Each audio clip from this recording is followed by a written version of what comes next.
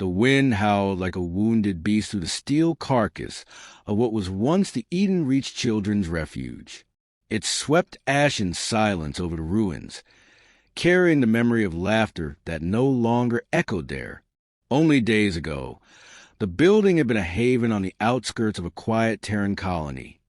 Nothing strategic, nothing political, just a place where children healed from the wars of adults. Now, it was a crater, scorched black, rimmed with melted rock and human remains. Above it, the sky remained stubbornly blue, as if in cruel defiance of the massacre below. Ilara Voss knelt in the ash, her gloved fingers trembling as they traced a charred toy half buried near the wreckage. It was a small plush star, barely intact. She remembered it, Ori's favorite. The girl had been 6, tiny, fierce, and curious beyond her years. Gone now, just like all the others. Behind Ilara, Jace Wren kept watch, his eyes scanning the horizon with soldier's instinct. His face was streaked with soot, jaw clenched against emotion he wouldn't allow to surface. "No bodies left intact," he said quietly. "Pulse beam strikes. Precision orbital pattern. Zarnathi weapon signatures, all of them." She didn't look up. They knew this was a children's home. They didn't care. A short silence followed, tight, suffocating. Ilara rose slowly, her posture rigid, her face composed despite the storm behind her eyes. She brushed ash from her coat, each motion deliberate, controlled. Her voice, when she finally spoke again, was low and sharp. "I want proof, and I want the universe to choke on it." Jace nodded. "We'll get it." 20 kilometers south, nestled beneath the mountain pass of Riek-Jalan, a safe house flickered to life. Dim lights hummed across a makeshift command center carved into the rock. This was the last resistance cell on Earth. The few who hadn't sold out gone dark or given up.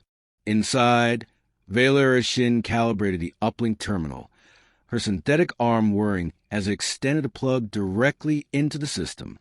She was part cybernetic, but all rage and fire where it counted. "I cracked their encryption. There's a dispatch. Zarnathi High Command ordered the purge. Tagged the site as a propagation node for dissident ideology. They called it a nest," Ilara whispered, stepping into the room. "Like it was vermin they exterminated." Valera didn't meet her gaze. "We're not supposed to exist, L. The Corps signed Earth over to them a decade ago. We're unauthorized, untamed, and we taught those children how to dream. Dreaming is dangerous to people who build empires on obedience." Jace leaned over the table, eyes narrowing to lines of code and intercepted commands now splayed across the screen. "This is enough to condemn them. If we broadcast this, they'll bury it. Valera, cut in. Smother it in disinformation before it even hits the first relay. We need a direct line, and a damn loud voice." Ilara stepped forward, her shadow stretching across the terminal's dim glow. "Then let's give them one." Her mind moved quickly, assembling plans from pieces, allies from memories. There were still people out there who hadn't forgotten what Earth once stood for. Whispers of rebellion, smuggled networks, dissident broadcasters hidden in the asteroid belts of Sigma Oriones. The kindling was there. They just had to spark it. She turned toward the back room, where Malix was already prepping the Valiant Whisper, an old stealth courier ship built for speed and silence. "We go to the belt. We get this footage out. And then we make sure no one ever forgets what happened here." Malix didn't look up, but his fingers paused mid-calibration. "That ship barely has shielding. If we hit a patrol, then we vanish loud enough for the stars to notice." An hour later, the sky split open. Their launch was cloaked, but it didn't matter. The Zarnathi had been watching, tracking, waiting. The first blast at the ridge just behind them as the Valiant Whisper cleared atmosphere. Turbulence slammed them like a fist, and alarms howled across the cockpit. Malix cursed. Diving left to dodge a barrage of plasma streaks. They're locking on. Valera barked from the gunner's seat. Give me a second, Malix growled. Or a miracle. Seconds easier. Ilera gripped the back rail. Her breath steady despite the chaos. The transmission data chip was strapped beneath her coat, right against her heart. She wouldn't let it fall into void, no matter what. The whisper dipped between clouds, slipped through a gap in the satellite net, and burst into orbit in a scream of blue flame. Below them, Earth shrank, distant and indifferent once again. The Zarnathi weren't far behind. They've launched pursuit, Jace announced. 2 Reaper-class interceptors. Timed a wormhole breach? 3 minutes. They wouldn't survive 3 minutes. Unless... Redirect the transmission, Ilera said suddenly. Jace frowned. To where? To everyone. Valera hesitated. You mean open relay? Every channel. Every sector. Civilian, military, pirate, religious. Doesn't matter. Burn it into the airwaves. Make them see. Jace looked at her, unsure. That's a suicide move. They'll trace it. Jam it. Then they'll prove we're telling the truth. And if we die doing it, then let our ghosts scream louder. Valera began uplink. It took 20 seconds. The signal flared outward, unfiltered and raw. Images flooded screens across the galaxy. Orphans playing under apple trees. Burnt toys and melted soil. Faces of children frozen in ash. Zarnathi audio. Kill commands.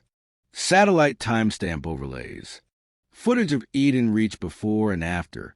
The truth. Even as the ship trembled under enemy fire, the transmission spread like wildfire. A waitress on New Tarth dropped her tray when the holo activated. A soldier on Mars fell to his knees. A Zarnathi technician watching in secret gasped, her heart breaking as she saw her own empire's hands soaked in innocent blood. And then, as if destiny took offense to silence, a rebel fleet emerged from warp near the outer rim. Battle-worn but hungry for justice. The message had reached them, and with it came fury. Signals reached over 30 systems, Jace reported. 43, Valera corrected. And counting, but the Zarnathi were closing fast. The interceptors weren't bluffing this time. Ilera looked back at Malix. He gave her a sad smile. You know what we have to do, he said. She nodded. Go. He punched the override. Energy core diverted. Shields down. Engines flared. The valiant whisper surged forward, toward the pursuers, not away. A head-on, hopeless charge. Just before impact, the final line of the transmission cut through static. They wiped out an orphanage. Earth erased the star system in return. And then silence. No bodies. No wreckage. Just a ripple across the stars that no one could ever erase. The slipstream fractured into streaks of refracted starlight as a valiant whisper tore through the silence between worlds. Inside, the crew moved with deliberate tension. No one spoke of Eden Reach. Not yet. The wound was too fresh, too raw. But the mission ahead loomed like a second gravity, anchoring each of them to purpose. Mirian Station was not a place for the faint-hearted. Suspended in the debris cloud of forgotten moon, it spun lazily around a dying star, its surface peppered with grime, rust, and old scars from forgotten skirmishes. It was a halfway point between civilization and chaos, where information flowed as freely as stolen credits, and survival depended on knowing when not to ask questions. They arrived under veil. Malix had activated the Whispers cloaking array moments before the station scanners could sweep their coordinates. They docked quietly in a civilian bay, under the alias of a medical freighter. Non-lethal protocol? Jace asked as he holstered his sidearm. Until someone gives us a reason, Ilera replied. We're here for data, not blood. That comes later. Valera had already begun syncing with the station's local network, her implant shimmering with pulses of code as her pupils dilated unnaturally. Mainframe access is buried beneath 3 civilian firewalls and 2 military. We'll need physical entry to bypass the encryption. West Quadrant Archive Core. Security's dense, but not impenetrable. Malik scoffed. Says the woman who hacked a Class 7 war vault while drinking iced tea. Valera didn't smile. That vault wasn't guarded by war drones and live patrols. Alara strapped on her vest. Then we don't give them time to react.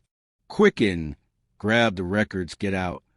As they disembarked, the station greeted them with a stench of oil, sweat, and ozone. Lights flickered. Rusted panels hissed steam. Vendors shouted in a mix of languages, pushing black market tech, alien delicacies, and substances that altered time perception. But beneath the noise was a hum of something darker. Fear, perhaps, or the knowledge that danger here came dressed in silence. They moved in pairs. Alara and Jace took the upper corridors. Valera and Malix descended into maintenance shafts, using her access codes to disable localized cameras and alarms. Time pressed like a hand on their backs. They couldn't afford mistakes. Inside the archive core, the walls were laced with black-tinted mirrors, surveillance nodes masked in obsidian glass. Vaulted doors guarded knowledge deemed too dangerous to be lost. And within one of those encrypted chambers sat the truth of Eden Reach, the orders that had turned children into casualties. Valera inserted a quantum spike into the main terminal, eyes flashing with data streams. Give me 4 minutes. Jay scanned the hallway. You got 3. Alarms triggered far too quickly. The station's AI wasn't just offensive. It was sentient enough to recognize their pattern. Heavy boots thundered down distant corridors. Company. Malix growled over comms. Multiple. Not rent-a-cops. These are Zarnathi Blackwatch. Alara felt ice in her spine. They shouldn't be here. This is neutral territory. Apparently someone moved the goalposts, Valera muttered, fingers flying across the interface. Doors hissed open. Alara and Jace took defensive positions. Stun rounds rang out. Smoke coiled. One guard went down screaming. Another crumpled under Jace's boot. Got it. Valera shouted. All files copied. Encryption partially broken. We'll need the Whisper's AI to fully decrypt it. They moved like a single pulse, falling back toward the lower docks. Behind them, the station erupted in chaos. Sirens wailed. Civilians scattered. Blackwatch soldiers stormed in organized waves. A plasma bolt seared past Alara's cheek. She winced but didn't slow. Malix was already priming the Whisper's engines. Get in, get in. Valera was the last aboard, clutching the data core like a holy relic. As the ramp lifted, the ship surged forward, narrowly avoiding 2 missiles that burst like suns behind them. Once they cleared range, Alara collapsed into her chair, heart pounding. Report. Valera was pale. They were waiting for us. Someone tipped them off. This wasn't just bad luck. It was a setup. Jace slammed a fist into the console. We're running out of safe places. Alara didn't respond immediately. She stared at the cracked casing of Valera's stolen drive, thoughts spinning. Start decrypting. I want everything. Every order. Every name. Malix flicked switches above his head. Where to next? Alara didn't hesitate. Earth. Jace blinked. That's suicide. Earth's under observation by 5 Zarnathi satellites. We'll be tracked before we enter orbit. I'm not going for Earth's counsel, she said. I'm going for someone who's not afraid to speak truth. Admiral Reese. Valera narrowed her eyes. He was discharged.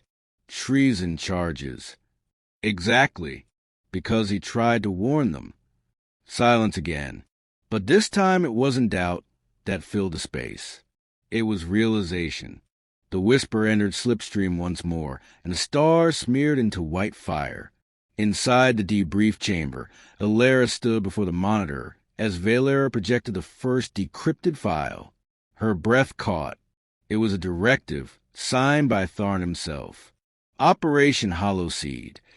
Neutralize potential insurgency at Eden Reach Orphan Facility 14C. Attached were falsified logs, fabricated footage of training exercises, even transcripts of interrogations that had never occurred. Every detail meticulously crafted to justify slaughter. The room grew cold. Jay stepped forward. We release this to the public now. No, Ilara said. Not yet.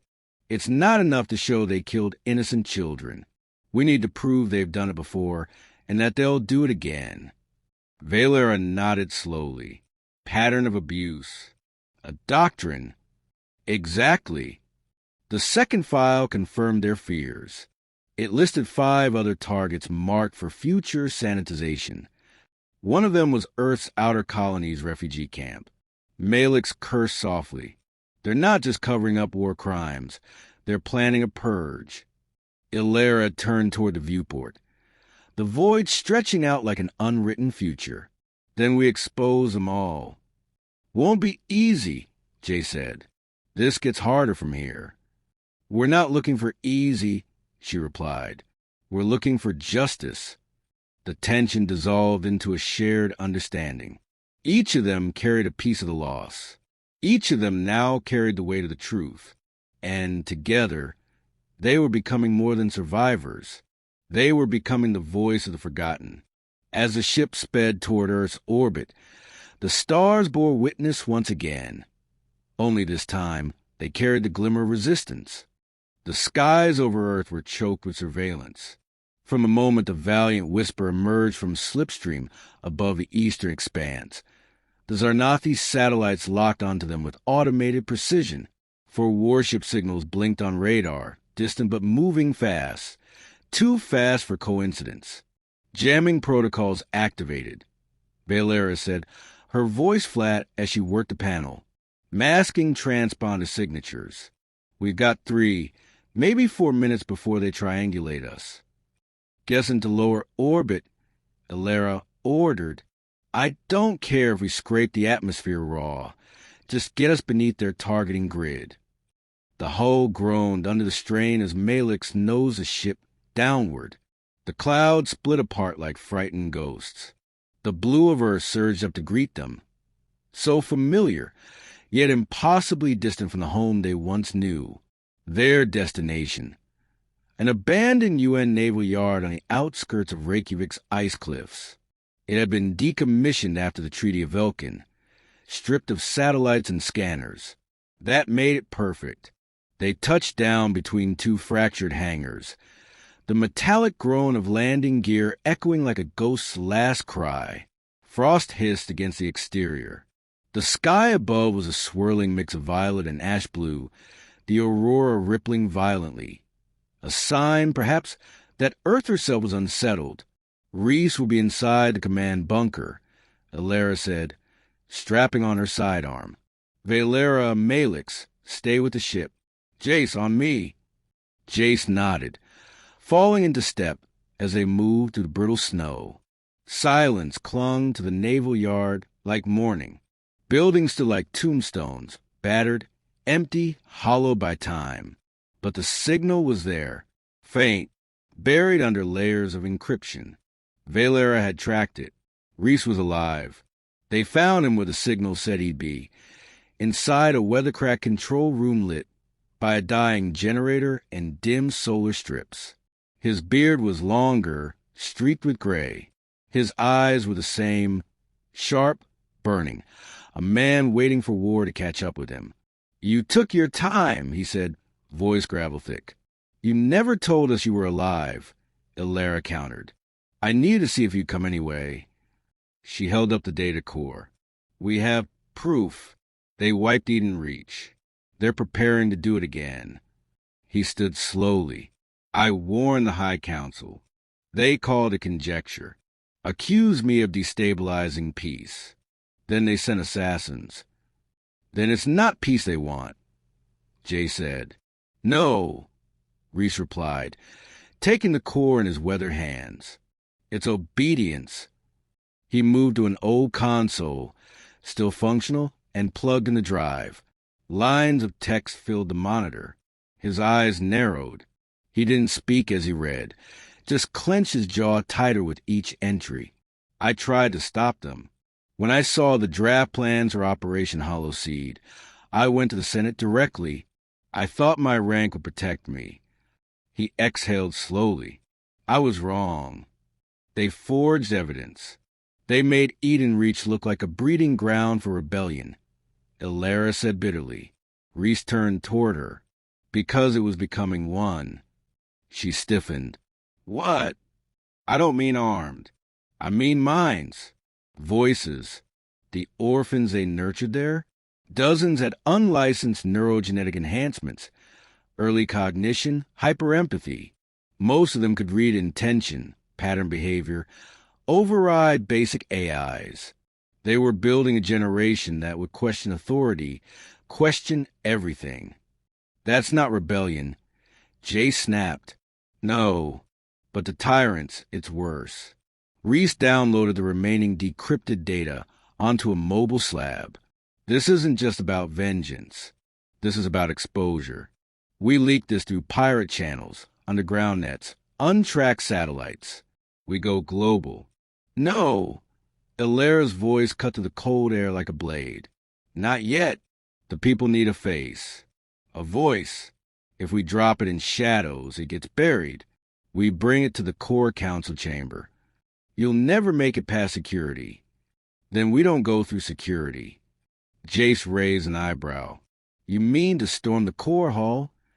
Illyra looked back toward the ship. No, I mean we hijack their own system, their own broadcast net. They've got a direct uplink from the Senate vault. If we hardwire the drive to their relay, the whole galaxy hears the truth live and unfiltered. Reese smiled bitterly. You've got more fire than your father did. Her eyes turned hard. He believed in their system. He died trying to fix it from within. That was his mistake. Suddenly, the floor vibrated. Snow outside stirred in unnatural waves. Reese moved a window, squinting against a glare. Orbital descent signatures, he muttered. Zarnathi dropships. They traced us. Valera's voice crackled through the comms. 3 landing parties. ETA 1 minute. Illyra didn't hesitate. We get this out now. Back on the Whisper, Malix had already started preloading emergency countermeasures. Valera was bent over the uplink relay, trying to bypass Earth's Senate lockout codes. I need a 10-digit command string, she said. Without it, we can't patch into their frequency. Reese's voice came from behind her. Try Aegis Prime 4476 Dome. Valera typed it in. The system paused. Then, with a soft beep, it opened. We're in. Transmission can begin in 90 seconds. Outside, the sky darkened. Engines screamed. Black-armored troops descended like steel angels of death, spreading out in coordinated patterns. They didn't fire immediately. They were trained. They wanted prisoners. The ramp opened. Illyra, Jace, and Reese emerged with weapons drawn. They didn't wait. Illyra's first shot took out a lead officer. Jace rolled under suppressive fire, returning with quick bursts. Reese moved like he was born with steel in his bones, calm, ruthless, surgical. Inside, Valera started the transmission. The data poured into the Senate's relay like wildfire. Every log, every falsified report, every bloodstained directive. 30 seconds to full stream, she whispered. Malix activated the external shields. We won't hold them off for long. Troops advanced. One grenade detonated too close. Reese stumbled. Blood soaked through his side. He waved Illyra off when she moved to help him. Keep broadcasting, he snarled. We die quiet or we die loud. Make it matter. A massive explosion rocked the hull. Systems flickered. The link began to drop. Valera screamed into the headset. "Hold it! I'm stabilizing." Malix activated auxiliary power, rerouting the main thrusters into comms for one final burst. Outside, Alera climbed atop a fallen console, gun smoking in one hand. Her voice roared across the battlefield. "This is for Eden Reach." She fired. Inside, the final packet transferred. Valera slammed the send command. Then silence. All screens went dark. Ilera fell to her knees beside Reese. He was fading, eyes unfocused but proud. "Did it go through?" "Yes," she whispered. "All of it." He smiled. "Then let the stars judge them now." Above, orbiting in artificial silence, Zarnathi Command satellites received the unauthorized signal. Internal failsafes tried to block the feed, but it was too late. The message had replicated through 27 backdoor nodes. Within minutes, every major broadcast channel, civic relay, and private feed was inundated with the truth. Children screaming, buildings burning, Officer Tharn's orders, falsified evidence, the lie unveiled, and over it all, Ilaire's recorded voice. They wiped out orphans because they feared what they would become. Earth responded not with silence, but with fire. Let them remember us not as victims, but as a spark that ended their reign. Far across the galaxy, rebellion flickered to life in whispers. And the stars, they listened.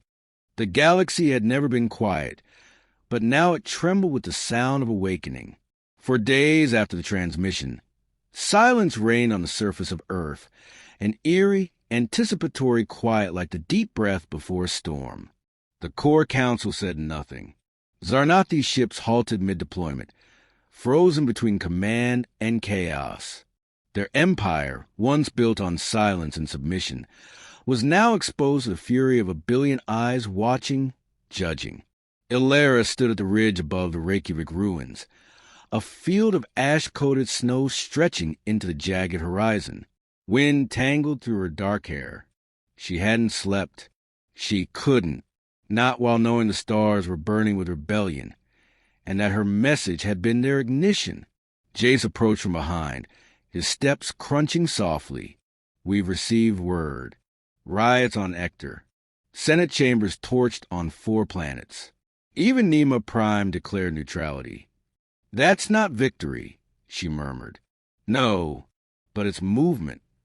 She nodded faintly. Her eyes stayed locked on the distance. "Reese died for that movement. So did the children. We lit the fuse, but they paid for the match." Jace looked away. The memory still clawed at him. Reese bleeding out beside the terminal. Valera's scream as the blast waved through her against the wall. Malix barely managing to pilot them out while everything collapsed in fire behind them. Valera had survived, though with burns etched down one side of her body. Malix hadn't. His final act was locking the ship's path coordinates before he was vaporized with half the cockpit. Now, the valiant Whisper sat dormant in the hidden mountains of old Norway, scarred, quiet, waiting. Jace broke the silence again. "There's a meeting. Former Senate leaders, civilian marshals, some Terran colony reps. They're gathering under neutral ground. They want you to speak. I'm not a politician. You're the voice that shattered a star system silence. That makes you something more." She hesitated. The wind tugged at her coat, urging her toward something. Fate, perhaps, or consequence. Slowly she turned. "Tell them I'll come." The underground summit took place on an abandoned orbital station called Bastion's Edge, a relic of the last Galactic War. Rust peeled from its walls. Gravity worked in inconsistent pulses, and the lighting flickered like it was afraid of the truth being spoken inside its halls. Ilera entered the chamber to silence. Hundreds of faces watched her. Leaders, freedom fighters, skeptics, survivors. Her path to the podium felt longer than it was. She didn't speak with pomp or theater. Her voice was quiet, deliberate. "We all heard it. We all saw it. What they did at Eden Reach wasn't just an atrocity. It was a mirror, a reflection of what we become when we let fear govern us. Her words hung there. We lost more than lives. We lost innocence. And we lost excuses. Because now we know. A murmur stirred in the crowd. Some leaned forward. Others bowed their heads. They thought silencing children would preserve control, that burning truth would make it disappear. But Earth spoke back. We showed them that even when hope is reduced to ash, it still has embers. Someone whispered, "What now?" Elara looked around. We build something better, not out of revenge, not out of fire, but out of memory, out of truth and justice. She left them with that. No dramatic exit, no fanfare, just the silence of agreement and resolution. Outside the chamber, Valera waited. Her burns had faded into deep scars, but her posture remained unbroken. The council is drafting a charter, a new coalition, not just humans. Others are joining. Zarni from Delta Vale. Even one of the former Zarnathi fleets defected last night. Because of guilt? Elara asked. Because of shame? Elara walked with her through the corridor. Jace thinks I should lead it. Be the face. Valera stopped. Should you? I don't know. I think, Valera said carefully. You already are. 2 days later, the remnants of the Valiant Whisper were lifted from Norway by an independent repair fleet. It would be rebuilt, repurposed, not for war, but as a symbol, a new vessel bearing a new name, Echo of Reach. Elara stood beneath its rising silhouette, her thoughts stretching back to the beginning, to the orphanage, the laughter, the way small hands had once clung to hers in the garden after nightfall. She could still hear them, still feel the weight of their trust. I won't let it fade, she whispered. Not again. As if in answer, the clouds parted briefly, and a ray of sun lit the ice like fire. The memorial came next, carved into mountainside at the edge of the Icelandic shelf. The Hall of the Lost bore no gold, no grandeur, only names, hundreds of them, children, caretakers, volunteers. Every single soul who had lived and died on Eden Reach was etched there. People came from all over. Some left flowers. Others just stood, silent, absorbing the pain and the purpose. Jace joined Elara there one evening as stars began to blink through the twilight. We received transmission fragments from a fringe outpost, Seraph 9. Seems as Zarnathi commander evacuated and left behind their archives. We're sending teams to collect and decrypt. More truth, she asked. More light. She touched one of the names on the wall. Ori, age 6. The girl who had once painted stars on every window of the orphanage. What do we become if we forget them? Jace didn't answer. He didn't have to, because the real answer stood before them. In new leaders, in rising voices, in a galaxy choosing, for once, not to look away. Weeks passed, then months. The coalition of free systems formed. Elections were held. Transparent, verifiable, chosen by the people. Elara declined the highest seat, but agreed to serve as head of memory and justice. Her first mandate was universal access to history, untainted and censored. Valera helped design the memory banks. Jace trained a new peace force, built not to police, but to protect. One night, while walking to the corridors of the new core, Elara paused beside a digital mural flickering to life. It showed Eden Reach as it had been, vibrant, colorful, filled with laughter. She watched as a hologram of a child's voice echoed. We believed we were small, but even small stars can light galaxies. Tears welled in her eyes, not from grief, but from a kind of soft, fragile hope. And somewhere, far beyond, The last loyal Zarnathi's stronghold crumbled under the weight of its own secrets. Trials began. Justice was not swift, but it was relentless. The stars, once silent, now whispered stories of courage.